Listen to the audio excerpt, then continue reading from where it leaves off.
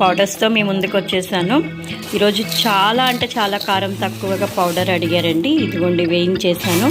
ఇవి కంది సున్నికి వేయించానండి. వెల్లుల్లిపాయ లేకుండా కంది సున్నికి జీలకర్ర, కందిపప్పు, మినపగుళ్ళు అన్నీ కూడా వేయించేసానండి.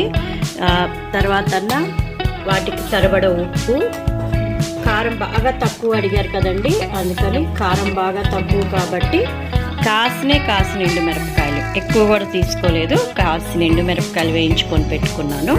ఈ ఎండు కొబ్బరి లాస్ట్ టైమే తురిమేసి మంచిగా ఎండబెట్టేసి పెట్టానండి.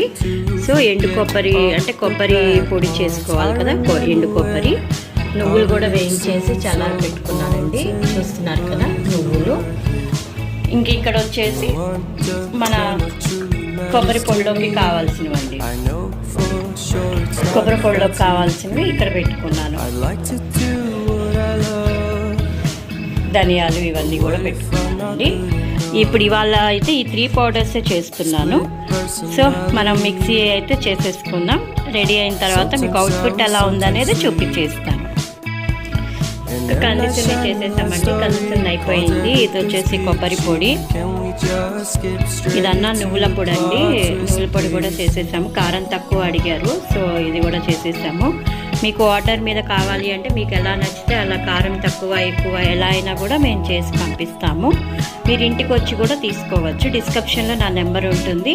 ఇంకా మోర్ డీటెయిల్స్కి కాల్ చేసి నన్ను కాంటాక్ట్ చేయొచ్చు. మీకు ఎలా నచ్చితే అలా చేసి పంపిస్తాము. Thank you for watching. Thank you.